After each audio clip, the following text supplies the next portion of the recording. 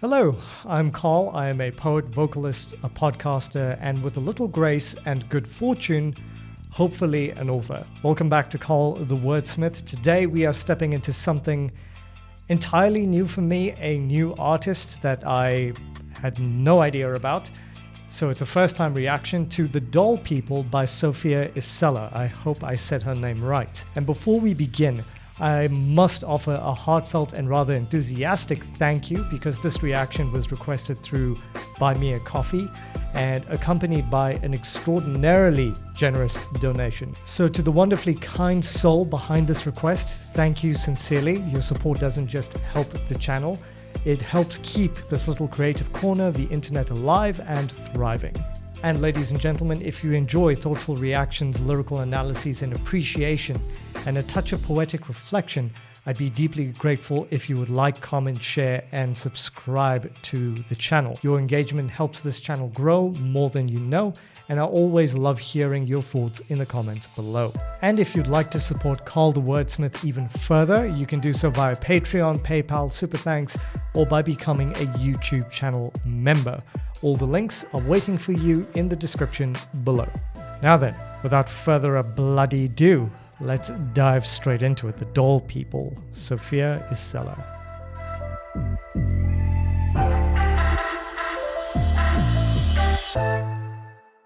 And a first-time reaction, so really looking forward to this. Let's see what the hubbub is all about. This is a ominous-looking start.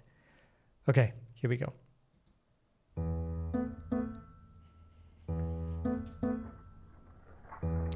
Huh. The doll people are not men, they are made of ice and glass. Our skin is clay and painted blue, our head can detach. Whoa. We are statues with a pulse. We are art you can fuck. Okay, I think I know where the song is going. The doll people are quiet. What is there to say? Art does not interpret itself. There are men with a day to save. We are paintings with legs. We are art you can fuck. Jeez, this is haunting. Drink the dolls, legs spread like battery wife. Great musicianship. Mistress maid, mother, the beauty and the buyer. Take the screaming one because a woman who doesn't want it is much harder than one that does. Oh, the lyrics are... Oh. Okay. Jeez. A lot to unpack in a very short amount of time. So, what strikes you first is the song's atmosphere. It does not merely begin so much as it seeps into the room. It's an eerie, sepulchral hush, all shadow and splinter glamour, as though we've wandered into a velvet curtain nightmare where femininity has been lacquered, posed, and quietly brutalized. And even the fact that it sits in the key of A, I believe, lends it a curious austerity, a stark tonal frame for something so psychologically barbed. And from the opening lines, the doll people are not men, they are made of arse and glass. Sofia Isella gives us a sort of thesis wrapped in provocation.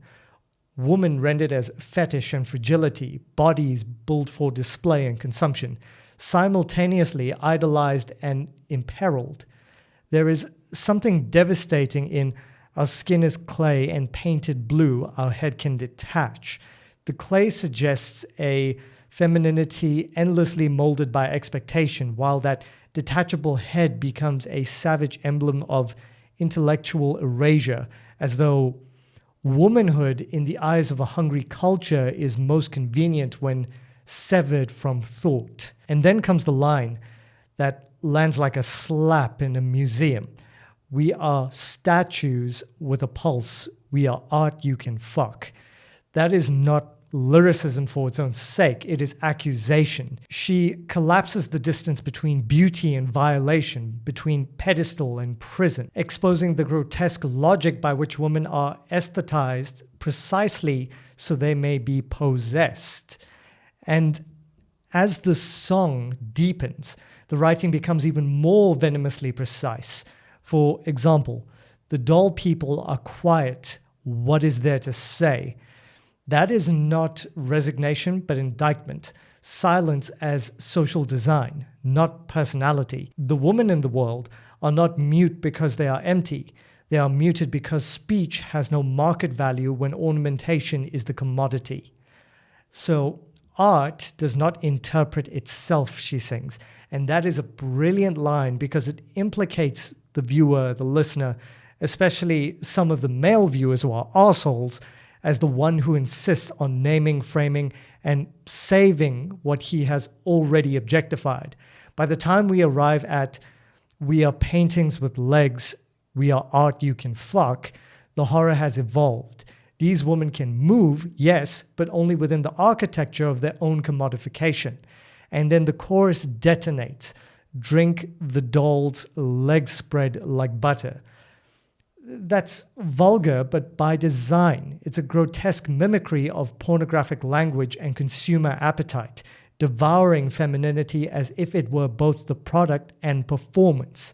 The catalog that she uses, wife, whore, mistress, maid, mother, is absolutely merciless. A liturgy of roles assigned to women only insofar as they serve, soothe, or satisfy.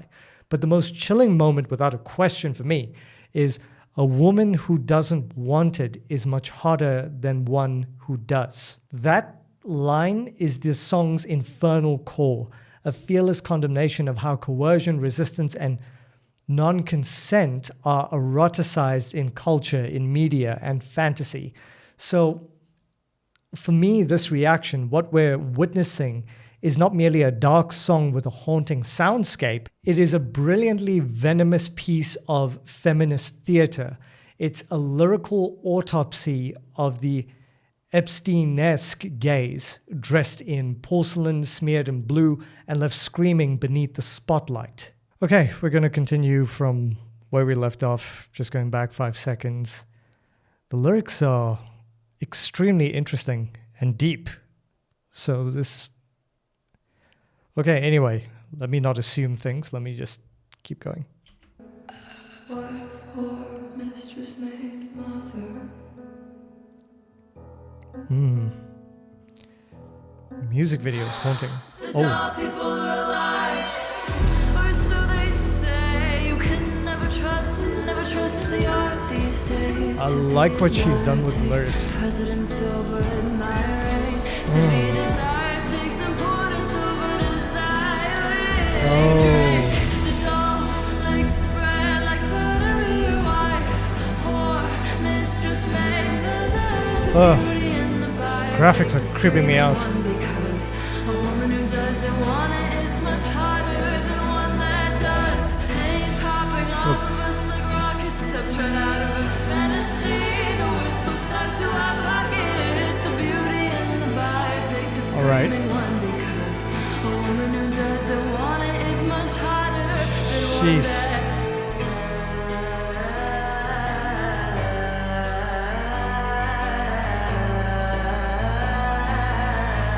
She's got a good voice.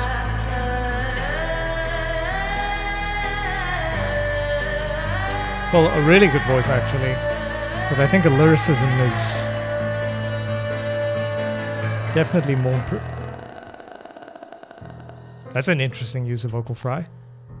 Don't think I've heard someone use it that way before, but it serves the song. Yeah, this is a tough reaction, I must admit. But what makes this section so hypnotically effective is not merely what Sofia Isella writes, but how she inhabits the writing. Her use of that deliciously unsettling vocal fry, paired with those cavernous inhales and exhales, it's not ornamental. Well, not really. It is dramaturgy. It sounds as though the song itself is breathing through cracked porcelain lungs. there's something almost cadaverously intimate about it, as if these doll people are not singing so much as stirring, half alive, half manufactured, suspended between performance and possession. So when she opens with "the doll people are alive," or so they say, the line feels gorgeously duplicitous, a declaration of sentience immediately sabotaged by doubt. It's the perfect thesis for this whole nightmare ballad. Women insisting upon their own vitality only for that vitality to be treated as hearsay, gossip, or rumor, filtered through the gaze of others. Then she goes on to sing, "You can never trust the art these days." That becomes razor-sharp satire. The moment the object speaks, the audience distrusts it. The instant art begins to move, to think, to resist, it is labeled deceptive. That's such a brutal commentary on how female autonomy is so often dismissed as affectation, as though authenticity itself becomes suspect the moment it no longer flatters the viewer. And perhaps the most devastating couplet here is to be admired takes precedence over admiring. To be desired takes importance over desiring. Because in two elegant strokes, what she has done is that she has captured the entire machinery of arsehole patriarchal conditioning. Women are trained not to want, but to be wanted, not to see, but to be seen.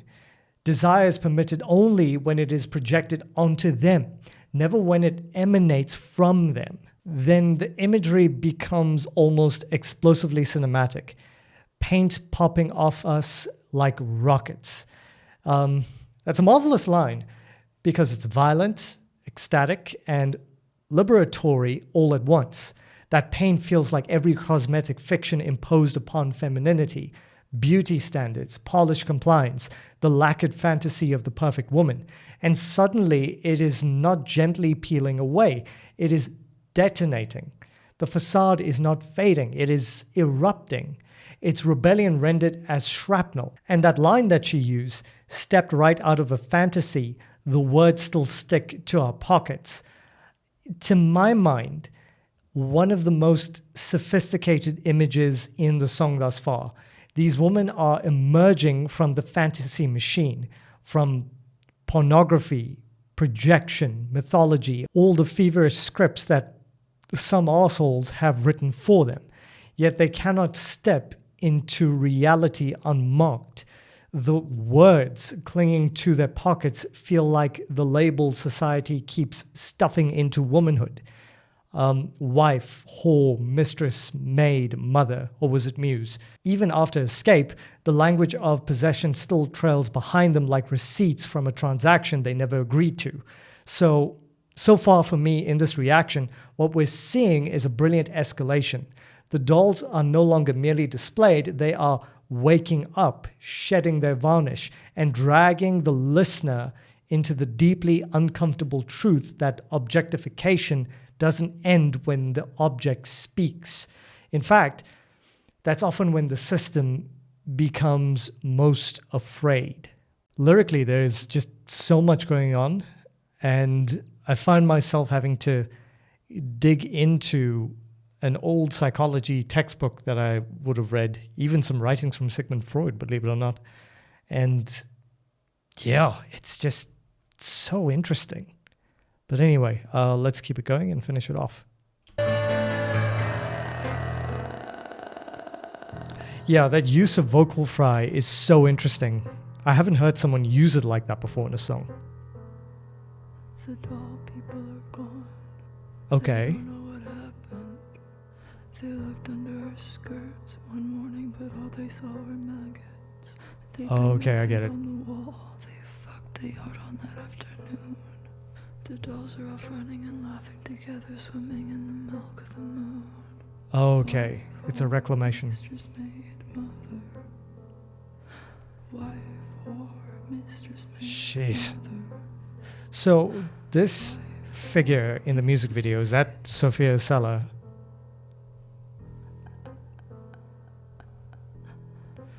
Oh, Like I can feel a chill going down my spine. That's unfreaking believable. Wow.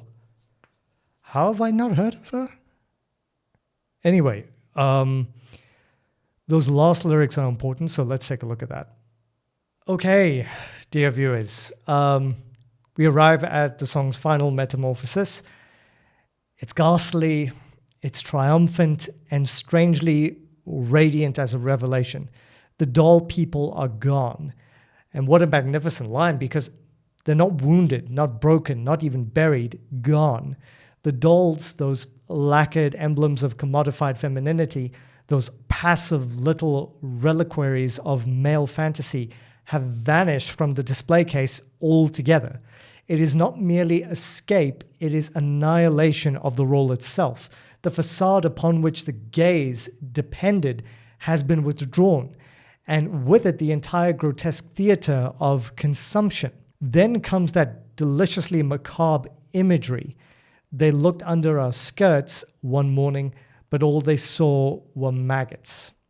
It is grotesque, yes, but gloriously so, because the voyeur arrives expecting access, expecting softness, beauty, obedience, the polished lie of erotic perfection, and instead finds rot. Maggots are not just decay, they are revelation in the song. They expose the corruption beneath the fetish, the festering truth beneath the ornamental lie. So Sofia turns voyeurism inside out here.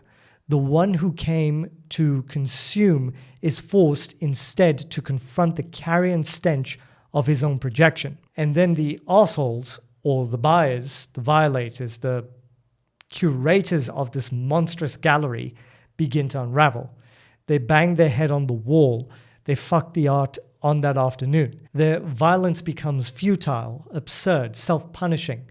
That line, they fuck the art, is not simply a callback, it is a final indictment. The Epstein-esque individuals did exactly what the song has accused them of all along, mistaking beauty for permission, aesthetic for ownership, womanhood for an inert object awaiting use. But now the art has curdled. The object has become uninhabitable. Exploitation, having reached its logical conclusion, devours itself. And then there's a sublime, almost lunar release. The dolls are off running and laughing together, swimming in the milk of the moon. Now, that one is one of the most hauntingly beautiful endings I've heard in recent memory, because after all the gloss, clay, paint, silence, and violation, the dolls are no longer static. They are kinetic, communal, ecstatic, running, laughing together. And that togetherness matters enormously.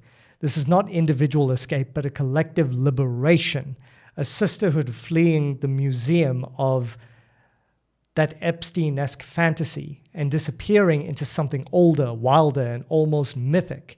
The milk of the moon feels maternal, celestial, primal. Its femininity reclaimed as not as spectacle, but as cosmic force. So the ending is not merely revenge, it is rebirth. The dolls do not remain art, they become something far more terrifying to that patriarchal system that made them alive, untouchable, and free. Or at least that's how I interpret it. If you have a different interpretation, let me know in the comment section below. Please do like, share, and subscribe if you enjoyed the video. It genuinely helps the channel more than you could ever know. And another heartfelt thank you to the generous supporter who requested this through Buy Me a Coffee. I'm continuing to work through the Patreon and Buy Me a Coffee requests, by the way, and I'll soon be releasing a video explaining how all of that works. If you'd like to support the channel, you can do so through Patreon, PayPal, Super Thanks, or by becoming a YouTube channel member. All the links are in the description below. Until next time, ladies and gentlemen, do be kind, do be gentle, do be respectful to one another, and I'll see you in the next video. Take care, everyone. Cheers.